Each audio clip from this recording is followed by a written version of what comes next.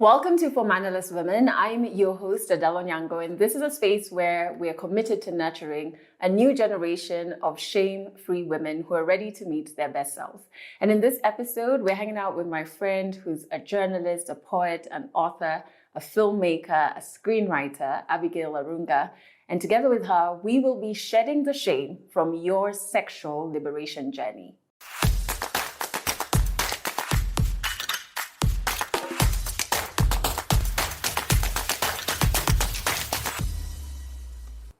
I'm so excited to have you on here because it's always such a blast having a conversation with you. And you are, and I mean this as a compliment, the definition in my head when I think of the list of mannerless women, you're definitely in top 5 for me. Oh, you're in good company. Okay. Akothe. Oh, so mannerless. Right? I love it. I love it. I put you like maybe right under her. Really? Yes. Hey, I aspire. When we have these conversations, you really, like the conversation we're going to have right now, I really walk away thinking, oh, okay, I still have shame here. I need to get rid of this. Yeah, which is a wonderful gift you give us, Abby. You're welcome. Thank you for having me. I'm excited to be here too. So since you're on my mannerless list, let's start right there. What does it take for you to arrive in the world as a mannerless, self-aware woman? Like, what does that look like every day? Hey, and I know I've heard, the thing is though, like even when you say like below Akode, that's like, because she's our, the way, the way I see her, I think first a lot of the mannerlessness is theory. You know how you can, you have to like fake it till you make it? Like there's something that you're trying to be. So even when we're talking, I'm speaking in theory so that I can remind myself. I can call inside on the mannerless woman inside myself awaken. To come awaken, arise, it's your time. You know what I mean? But what does it take? I think I've had this conversation with you before where I was like, there's a certain level of courage, right? Like there's a bravery that it takes to exist as a mannerless woman, because it's not. I don't even think I'm that mannerless. Like, to be honest, but like I think there's a certain don't care, you know, and in frontness, you know, a kimbele. Like there has to be like a faking it till you make it. Like, you know, you want to be this thing. Yeah. And you might not be in all the aspects you want to be, because I'm definitely not in all the aspects I want to be. But I'm trying. So what do you tell yourself then every day? What's the kimbele-ness? It's like a, Abby. You know, you said that by the time you're 40, you said that you want to be talking anyhowly. Do you have that thing where you watch older women and they talk anyhowly? Yes. My mom is a mannerless woman. Yeah. I hope she does watch this, but my mom is a mannerless woman. Yeah. Nothing will stop my mother from saying what she wants to say. It's not patriarchy. It's not. I've been sitting next to my mom when she's cracking jokes at a funeral, and she's laughing like loudly because she finds it entertaining. Yeah. And you're gonna know that. You know what I mean? Yeah. She says what she wants to anyone. Like, she's extremely unfiltered, and it's not great when it's turned on you and she's making fun of you. But like generally, that's just how she moves. So I'm like, okay, Abby, you said that you want to be talking anyhowly.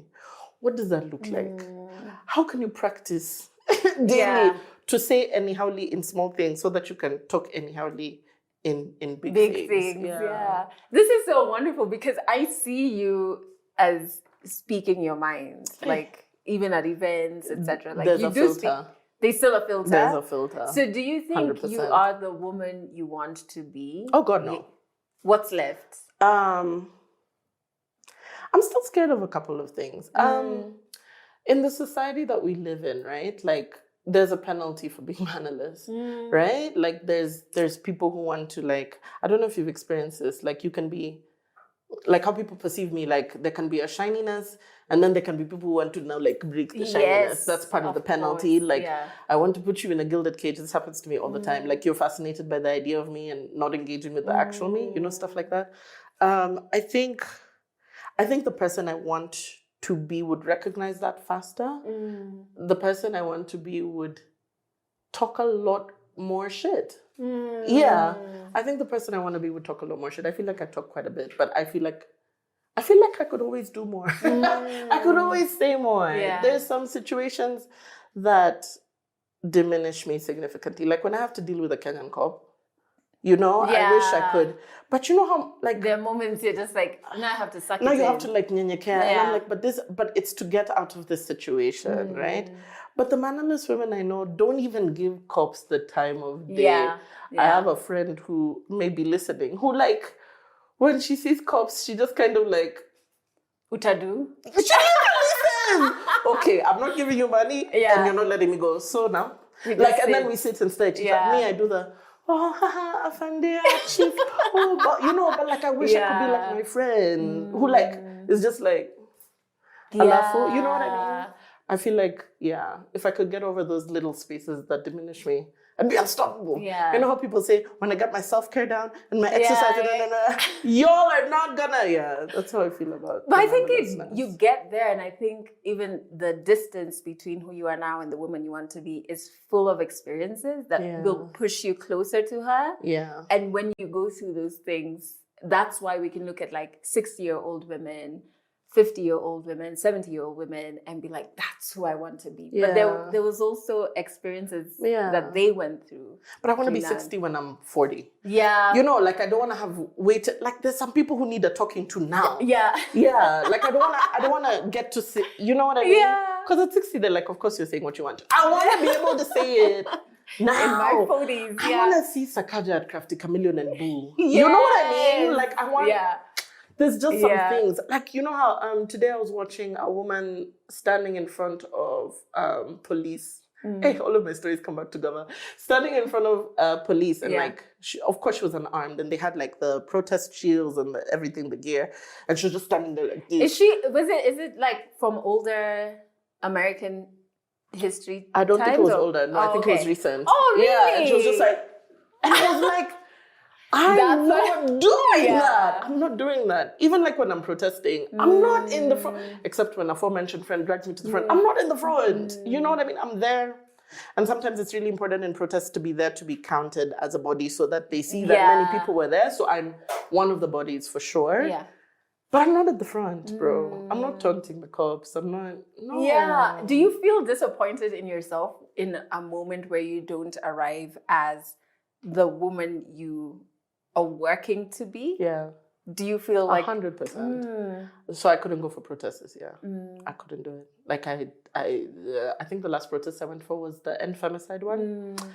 End femicide protests are always so hella emotional for me because I feel like we keep protesting against the obvious. Like, how can we be running through the streets screaming, "Stop killing women"? Yeah. Every time I cry every protest. Yeah. Okay, in general, I'm a crier, but like, what are we doing? Why do we have to? Why do we have to? The end femicide protest was funny because I thought it was going to be safe. Because the first one we attended last year was so oh my God. And powerful and spiritual. Oh, it was spiritual. Yeah. I was like, oh. Yeah. Yeah. Oh my gosh, we were tear gas so much. Yeah. I arrived and I thought I was late. But people had scattered because of tear gas. And we kept doing that and scatching and doing it. By the third time, it's almost like we had developed like an immunity. We were like, this one has expired, you guys. Bring us the other one. Yeah. The one that comes in the black canister, not the blue and red. Yeah. But like that one, it was bad, but it still wasn't as bad as Mandamano. And so when I went for Mandamano last year, by the time this year rolled round, I had gone through too much turmoil to go for the protest. And that brought me a certain level of shame. You know what I mean? And I think that's why, like, even online, I push so much for the other things that you can do.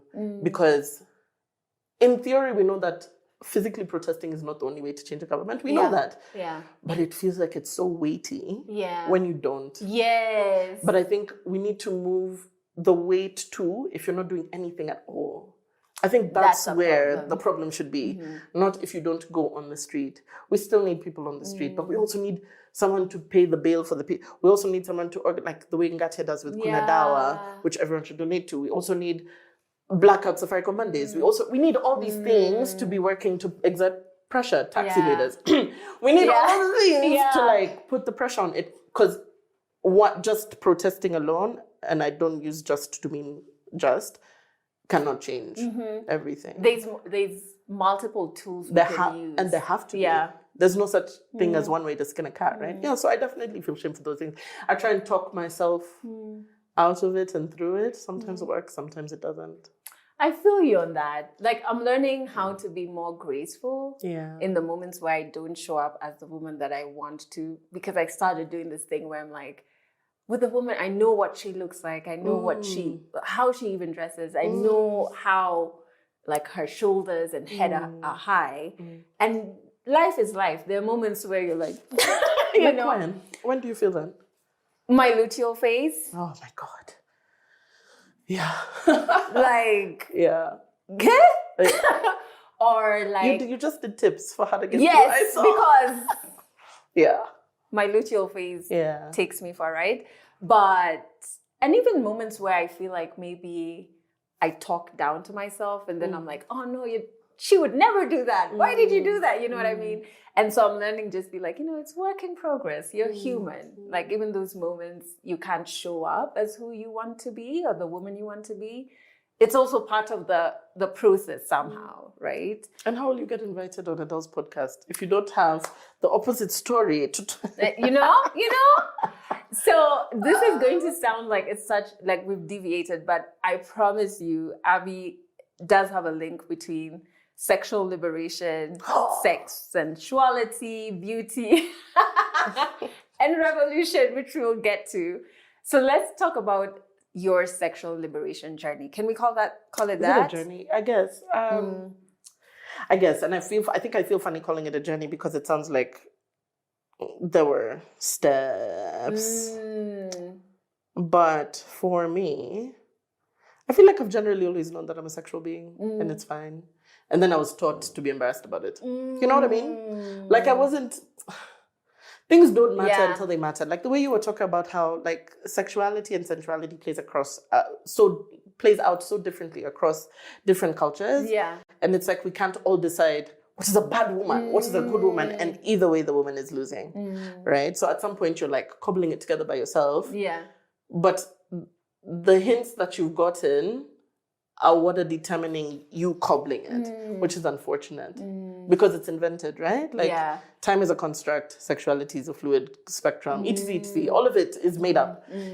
Everything is made up. And for a purpose. Like I think for women it's like to panel beat you into a certain which is interesting because the purpose is like weaponized, right? And then the purpose is also, like I said, diminishing, right? So I don't know if it's a journey. When were you taught to unlearn that you were and you are a sexual being?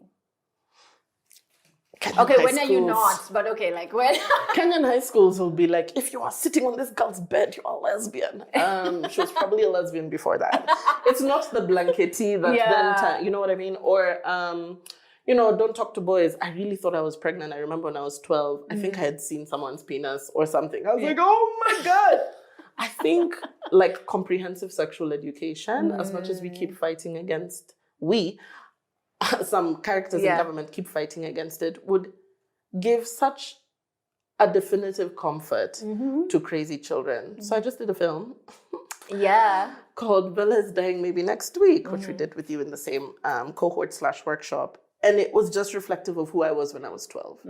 I just had so little information. I thought I had everything. I thought I had syphilis, gonorrhea, pregnancy, all of the things. Yeah. Because no one ever told me that you cannot get these things except through these things. So number one, I feel like comprehensive sexual education for a lot of people, because I had sexual education. I just think I wasn't listening. I don't know what was going on. But like I had a lot more than what I see kids are getting now.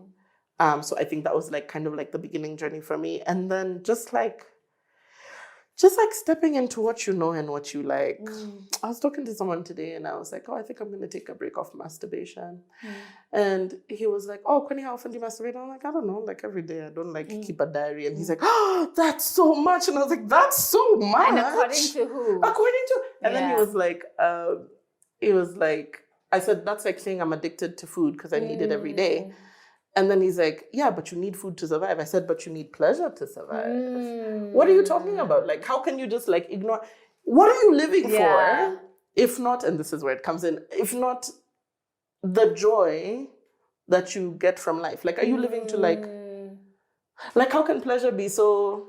And I love that you brought the word pleasure, right? Because it's so that's also shame, right? Like a woman shouldn't enjoy pleasure or know how to get or like pleasure or seek pleasure. Like just please no, just suffer. Yeah. Or like when things that are considered frivolous for people. So for example, I feel like things like makeup, right? People are so like offhanded about it. They're like, makeup, like I prefer natural women, all that nonsense bullshit, right? Yeah. But then they turn around and make an entire $1 billion industry from it. Every single singer now wants to have a makeup line, right? You know, like, so is it frivolous or not? Yeah. Is it like, it's only beneficial when you're making money off of the women thing that you said is frivolous or brings her pleasure, or like, which one is it? Which makes me now think that all of you are lying. Like everything that you claim is wrong for a woman is actually not. It's just not beneficial to you at this particular time. I don't I think the only reason why we fight for the things we fight for is either they give us pleasure or they make life worth living, right? We're only fighting for, me personally as myself, I love Kenya. Yeah. I'm in love with my country. I think Kenyans are the best people, no competition. Yeah. Truly, like I like genuinely for real, like I believe, forget the ones in government, like I actually, Kenyans are my favorite people. Yeah. They're the funniest. They dance the best. Yeah. They're so silly and goofy and like welcoming. And the community. Yeah. Like, I keep saying like there's so many con men in Kenya because Kenyans are so nice. Yeah, yeah. Like there wouldn't be that many con men if everyone was like unkind. Yeah. You know, it wouldn't be so easy to like rob someone in town by asking them to give you directions if people were not always willing to give you directions. Like my favorite people, the only reason I'm protesting in the street is because I like this country and no other country is mine. And yes, borders are a construct, but like this is the construct I was given, you know? So when we bring back this issue of shame, like, do you know, can you recall moments where you've been shamed for being a woman who is loud about being a sexual being and wanting and seeking actively pleasure? Okay, if you're dating in Nairobi, you're constantly shamed, honestly. Like, oh my gosh, let me think of there's something that always comes to me in this thing because, again, I don't even feel like I'm that sexually liberated. Like, I do like 4 positions, to be honest. But, like, I but feel you like... know what you like. I mean, and sure. Because didn't you zero in before you landed on the 4? I mean, no. I went in doing the 4. And you're like, And I'm like, it's not broken. This is fun. Like, once in a while, the other day, I discovered I liked spanking. I was very shocked. So, I think... like in like sexual liberation, right? Yeah. I think people can tell when you're sexually liberated. Like just from how you talk and how willing you are to bring up masturbation in regular conversation. And I think a lot of people will ascribe the freak tag to you because you're willing to talk about something that everyone wants to talk about, but are not talking about it, right? 1. 2, they will then use that freak tag. It's almost like the difference between what you want to do to your wife and what you want to do to your mistress. So they'll come and talk to you about the mistress thing, but then they'll shame you for not being conservative enough to be the wife. Yeah. So I was hanging out with this guy one time, and I think he was like touching my thigh. And I'm not like touch is like my love language, whatever you want to call it. But like if I like you, I'm usually touching you. And he was cute. And so he like touched my thigh, and I was like, oh, is that what we're doing now? Yeah. Okay, all right. And the interaction continued. And then the next day he was on a date with now the girl he actually wanted to be with, which is what it made me feel like I'm there because, you know, like the liberties you can take with me that I will not consider liberties because it's normal. It's normal. Yeah. Like, but then like the person you know what I mean? I was just like, that's very interesting. How do you, because there's a part with this specific experience, there's a part of me that wants to say, the woman that you're telling me you're working towards being wouldn't feel shamed, but there's also the woman who's been socialized to aspire to be chosen. Yeah, and those two things, they clash, right? And they run together at the same time, just like this. So how do you then not feel bad in that situation? You just feel bad, imagine. You just feel bad. You're like, damn it. You look like he was packing. Snap. And then at the same time, you're like, but you know, being chosen is not you. The person who is there for you will be for you. They'll find you. It wasn't her. They'll take you as you are. Yeah, and that's why you have to keep repeating it to yourself, because in those moments when you're feeling bad, you have to remind yourself that this isn't what you wanted anyway in the first place. This is who you want to be. Yeah. And the person who's supposed to be there for you will identify you. They will know you by your fruits. Sorry. Because I feel like religions also really are like very fond of beating down women's sexuality. I read the Da Vinci Code when I was younger, and I was like, by the way, I know this is a fictionalized piece, but this all makes sense, right? Like, even when you read like the Gospel of Mary, which actually exists. Me and the Bible, very little knowledge. Take any religious text, any of them, they're all like, no, women are property, all of them. Yeah. Which is why a lot of people say it's not possible to be a feminist Christian. I'm sure the feminist Christians, whatever. But like, one of the things that made me start questioning the church. Like, for example, I grew up in a religion that does not ordain women as pastors or priests or whatever.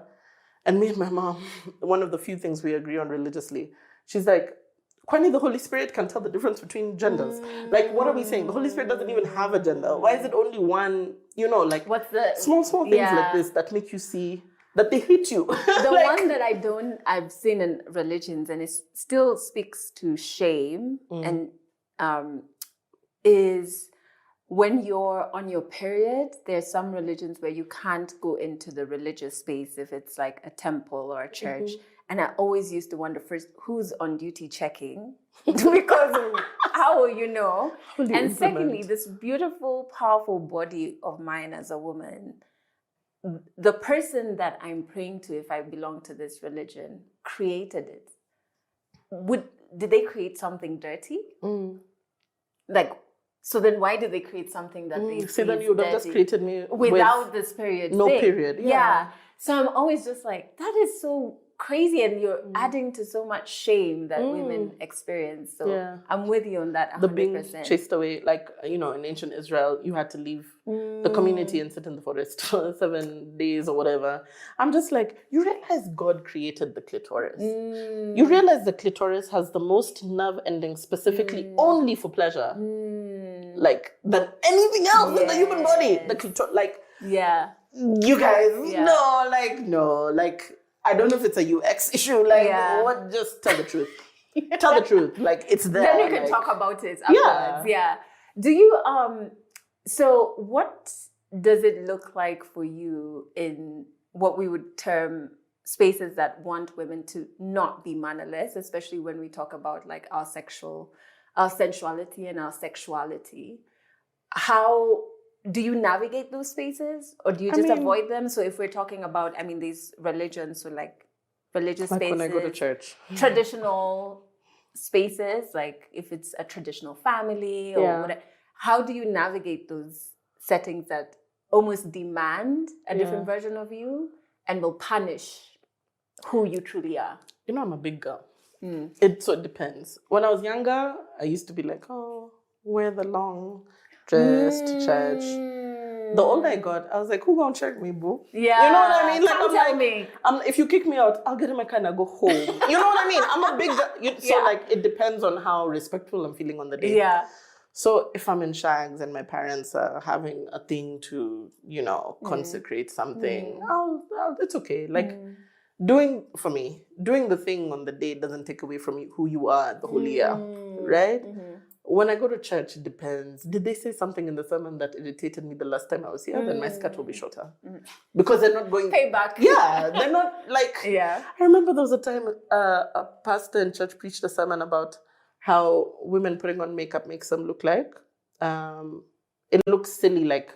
the thing for putting jewelry on a pig or putting makeup on a monkey. Then he had a picture of a monkey with makeup. The next time I went to church, my dress... Because no one's gonna ask. I already have, like, my church doesn't do piercing. Like, I already have a nose ring. Already we're fighting from the gate. Do you know what I mean? So it depends on how I'm feeling the day. I'm okay with situational awareness. I also don't feel like you have... Brandishing sounds bad, but I don't feel like I have to give you my bio as I enter. Yes, it's okay. Exactly. Like, who I am, if you talk to me, will come out anyway. It's not necessarily how I present myself. And if I choose to present myself in a different way, it's fine. Like today, I did anyway. Yeah. Like, why did I get the short skirt? Oh, you got the see-through dira. I was like, if the light hits me right, I'm gonna have to do subscribe for this channel. Not suitable for under. I do have a Patreon now. Is the time? Yeah. So do you still go to church? Sometimes when I'm feeling inclined to. There's specific churches I like. Do you feel like there's any type of like contradiction, like not contradiction or conflict internally? No. To go to church. Yeah, or with like the preaching or what they preach, or the leaning towards like maybe not feminist views. So the general idea of church is not a bad thing. I think, and I grew up in the church. I love church community. Let me tell you, when I go to church, I feel that it feels like a homecoming. It feels like you're running out onto the football field and everyone's like, because I grew up from when I was 0 in this church. Like the roots in this church are so deep for me. And so I love seeing the people. I like seeing who's grown up. I was like, community. She's playing the flute now. Oh, we have sign language in church now. That's wonderfully inclusive. Oh, I really love that. I love the songs. The songs are beautiful. When it comes to like ideologies, a lot of the time I'm listening so I can argue. Because growing up in the church also means I can quote a couple of Bible verses to you. So if we're sitting after lunch with my parents and we're talking about it, I'll be like, so, that goes against that verse that you guys were, and then we can, I like to hate from an informed perspective, right? Yeah. So no, it doesn't contradict me because I feel like at the base level, most religions are like, love people, do nice things to people, and then everything else I just filter out because that stuff is man-made. Like, if something resonates with your spirit, then it's true, right? Like, so don't stab people. Cool, I can get behind that, right? Yeah. Don't put makeup on monkeys. You're doing too much. And I will come with my earrings to church next week. You know what I mean? Yeah. So no, I enjoy the idea of church, but that's also because at my essence, I enjoy the idea of community, and church is a community for me. Could we unpack, there's something you said when we were talking off camera around sexual liberation, sensuality, beauty, because you were trying to break it apart because people, they see sexual liberation and they think you're just fucking. Yeah, exactly. Yeah. So can you break it down for me? Because then I feel like there's so much beauty in that, especially the sensuality bit. Because like, is sexuality just the sex? Like, that's like saying you can't, like if you're straight and you're not fucking, you're not straight. Like, is it only defined by, because there's so many things in sexual identity, right? Like there's how you express yourself sexually, there's how you talk sexually, there's how you dress sexually, there's how you experience life as a sensual feeling being, because sensual is the senses, right? Like, so it's how this wonderful dira feels against my naked thigh. You know what I mean? But it doesn't always have to lead to, there's so much sensuality and beauty in the world. Why does it always have to relate to whatever you define sex as, whether that's P and V or all of the other various forms of sex that we talk about? I feel like we pigeonhole ourselves by thinking that sexuality and sexual liberation is just about who you're fucking. I also feel like it's what you're thinking, even before the fucking, what you're talking about, what you believe everyone is entitled to, how you think people should respect bodies. That's all part of it, is it not? In my head, that's all part of it. I think I agree, and even it's also your relationship with your body, but not in a sexual way. No, just in like when you put on your cozy dira, so like, are you comfortable in your body? Like, can you, you know what I mean? Yeah. I think that's also... Does it make you want to twerk a little bit? Okay. Do you know what I mean? Like the loosening of the hips. Sometimes it's for you in your house. Yes. Like when you put on a little D'Angelo, may his soul rest in peace, like in the house, does it make you feel more in touch with who you are as a person? Yes. Like, do you know what you like? Like, do you know how to take care of yourself? Okay, so at the basic level, we're plants and we need sunlight, water, and food. But like, what when you're sitting out in the sun, what does that feel like to you? How does it feel like you're being kissed? By the earth. Exactly. When you're sitting outside, why is that not also? And we skip that bit, I feel like, and it creates such a huge disconnect in our relationships with others, whether it's a sexual or romantic, whatever, because even in our own bodies, we're not comfortable. We don't know our bodies. So I've always been intrigued when you were talking about it. I was like, yeah, we don't break things down. Yeah, because it's like different, that. isn't it? Like, it's not like everyone is thinking about sex all the time, right? But we are generally trying to work towards a place where we feel good. And that can be divided into so many things, I think. A well-mixed gin and tonic, a sensuality, romance, what? Like, oh, yeah. Let's bring in freedom and revolution to sit side by side with sexual identity and sexual liberation. Because I really don't think many of us would put those things in the same sentence. But like, what are we fighting for? What is the liberation for? Right? It's so that everyone can like live how they want and do what they want. I know like women's liberation for me sounds very different from like everyone else's, because I feel like every time they ask those questions on the internet, what would you do, for example, if there were no men around? Babies are like, I would walk at night. Yeah. That's like the freedom jogging. And liberation. Yeah. That is freedom. It is freedom. It is liberation. Like safety. Safety for us is liberation. What does safety look like? Like, can you do things without being called a whore? And like, it feels like you can't have country or national liberation without personal liberation. And what that looks like for me is under all aspects. Even if we go basically scientifically, Maslow's hierarchy, which we were taught from when we were 0, you know, sex is over there. There's food, what is it? Food, clothing, shelter. Yeah. The sex is there. So like, at the most baseline level, if we're looking for a liberation, because at the top is what? Enlightenment, self-enlightenment, you have to have that part there.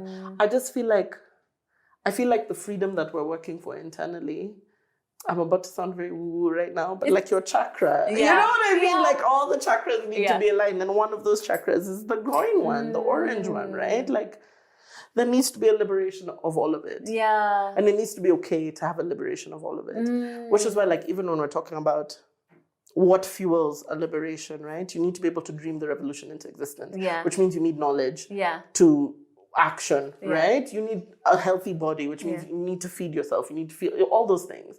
I feel like it all ties in, honestly. I think it does. When you break it down like that, I think what has happened is because of how much shame there is around There's so much sex, shame. We just like bypass like food, shelter, clothing. Then we skip. But what, don't you feel like if there's so much shame on this one thing, for me that makes it even more essential. Yes. Like, why is it this one? There's something there. And there's something you've said that's very powerful in like, there must be a liberation of self. Yeah. And how do you liberate yourself? By skipping over parts of yourself. You can't. Right? You can't just diminish it, which I feel people do a lot with sex, sensuality, love, beauty. Because love and beauty are also thrown in there as love. What's love got to do? You know, kwani tutakula love.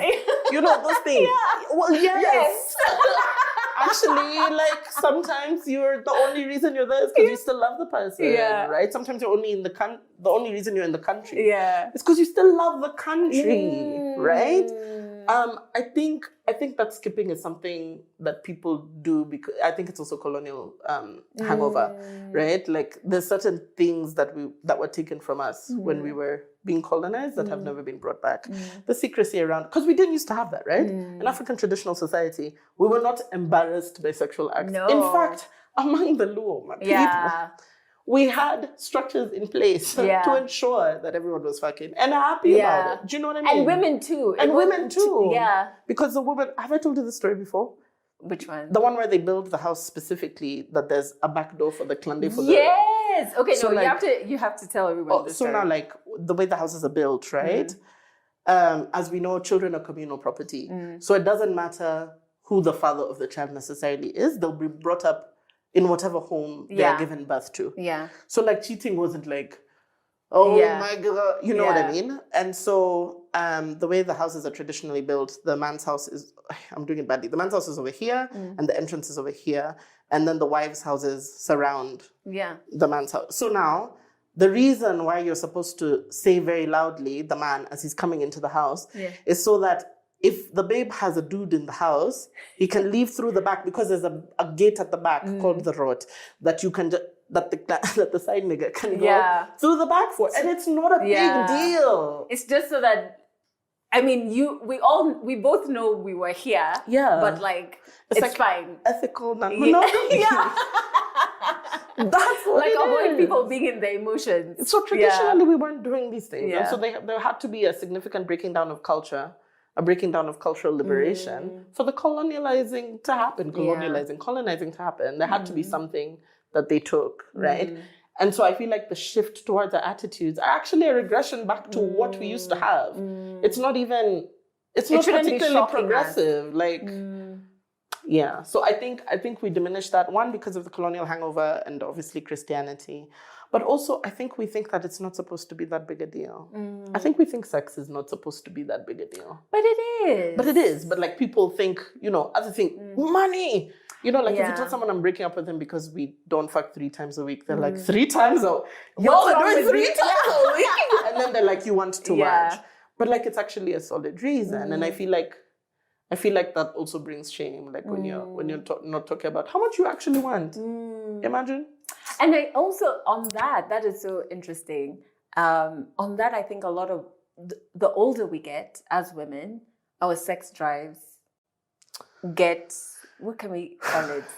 Oh my God. They get stronger. Like biologically, right? Yeah. Your body is like, you have 3 eggs left.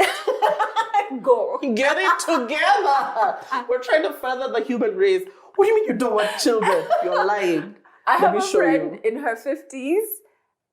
I noticed the shift when I hit my 30s. And I was telling my friend in her 50s, and she's like, it's not yet. I really hate. Just wait. And she was really like, 40s is going to show you. That's what all my 40-year-old friends say. And so, but I think even when that is happening biologically, almost like your body is this knowledgeable being, which it is, you still get shamed because you feel like something's wrong with me. Like now I'm moving from the one who's chosen to the mistress side, right? And it speaks to what you're saying. Like there's just a shame in even getting to know those parts of you. Yeah.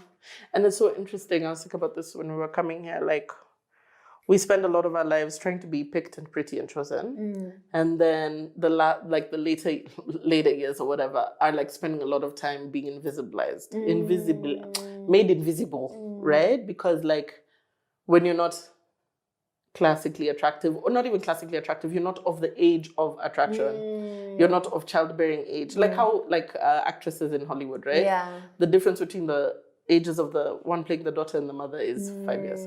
Like as soon as you get out of that, you are no longer the age of attraction. Yeah. And value. And then you're like, oh my God, so I can do what I want.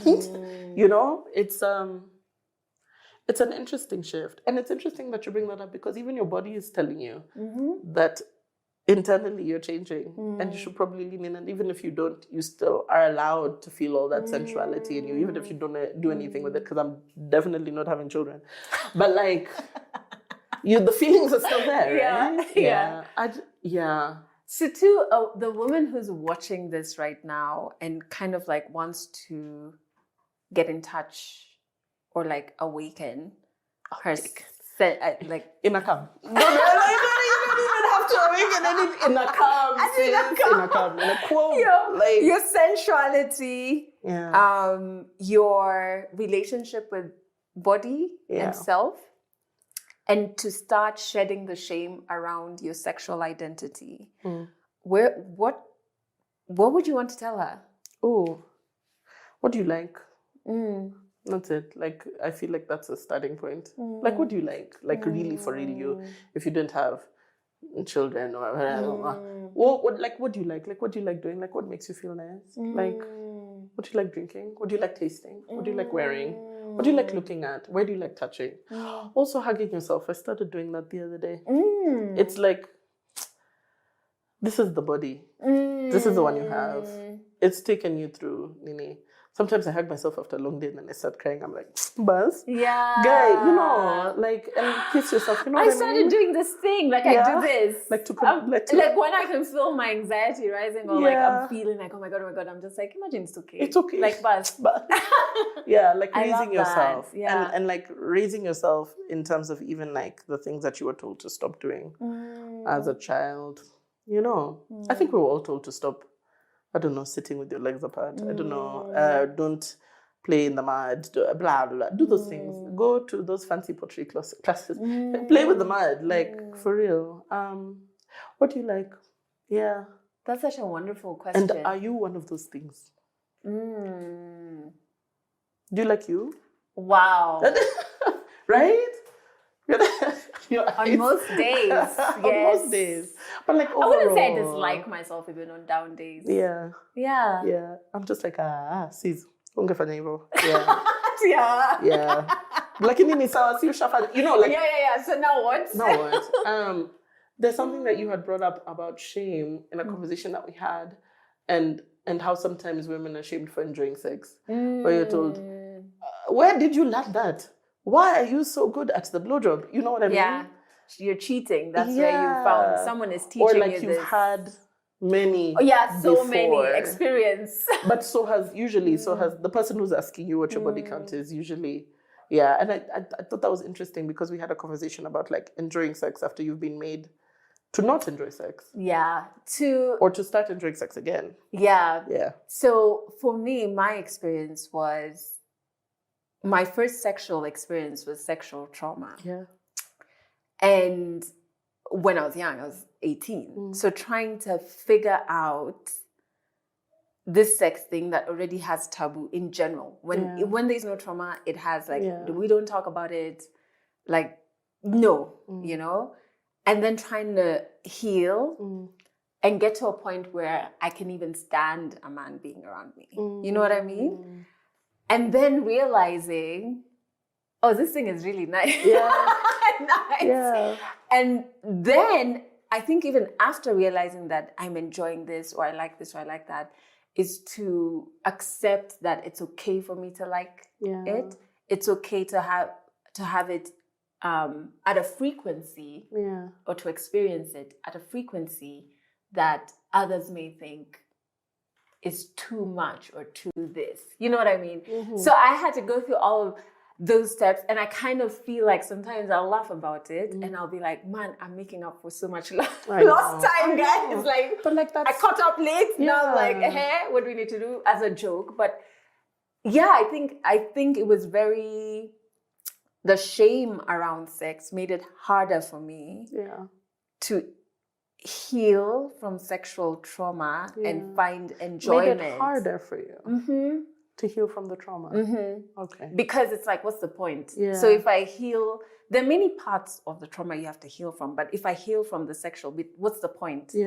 Like this thing that is shameful, it's You're not allowed anywhere. Yeah, so it's just like, why am I bothering with that chapter of healing? So focus on my emotions, my,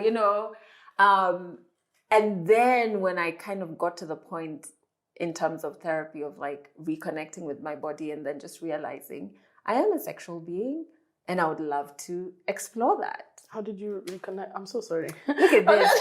She's just like, tell me more. But like how like, was that just therapy?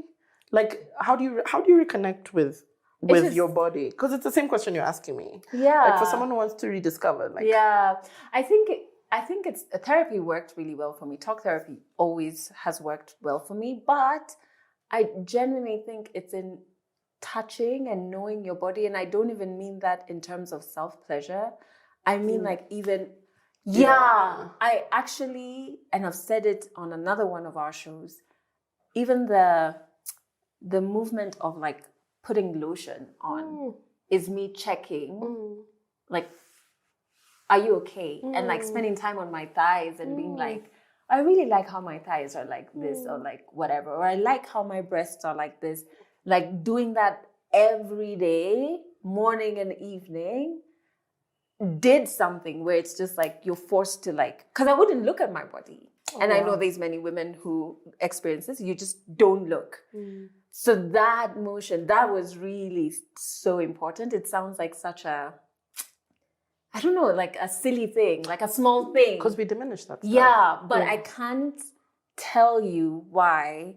And at the time, because I have eczema, I was using shea butter. You know, like shea butter, it gets hard when it's cold. So you really have to, you really have to massage. You have to take time. Yeah. I think that's also where I would start. So I like your question, what do you like? Are you one of the things that you like? And then like touch your body, like really, you know? Get familiar. So that you even, and we always say it from a sense of like, so that you know when something is wrong. No, it's just like. Also when something is right. Yeah, like, because I really like my thighs. Like, Good. And I stumbled on this liking of them like recently, like through my process of just being like, hiya, hang on. These are great. You know? And you're like, wow, thanks. Yeah. So I think that's one of the ways for me. Yeah, I love that. Yeah. So where can people connect with you, and what are you, I know you're involved in so many different shows and events that are places that women can start to shed shame. Hey. The things you do, right? Shed shame. Yeah. So what are some of the things that you're currently working on as we wrap up? Wow. When is this coming out? I need to aware which one Tell us to all put. of them. I have a quiz. I have 2 quizzes every month at the beginning, at the end of the month. One is at Lava Latte, one is at Alan Bob's in Upper Hill, now called Gabani Restaurant. Hey, I do many things. I don't know whether. Watch Maisha Makutano on Citizen TV at 8 p.m. every Saturday. I wrote on that show. For past things, I guess Pepeta and Foreplay. Of course, the show is called Foreplay. Yeah. Pepeta and Foreplay on Showmax. And stay tuned. I don't know. It's so hard to like I don't know. Yeah. Follow me on Instagram. Yeah. It's just the easiest. I don't know. I never know what to say when people But say. you're doing incredible work. I will say. I'll say it for you. You're doing incredible work. Thank you for making time to be on our show. You're so welcome. And I feel like this should have been 2 hours. So. It could easily have been. I know when we talk. But and thank you for being shamelessly you. I'll try my best. I'll continue to try my best. Yeah, because I think it really, on the periphery, it like impacts a lot of us when we watch you. And so it's like we borrow your courage and we borrow your strength. So even if you're telling yourself every morning that decision to be mannerless, it's impacting more than you. You want me to cry? That's what you want.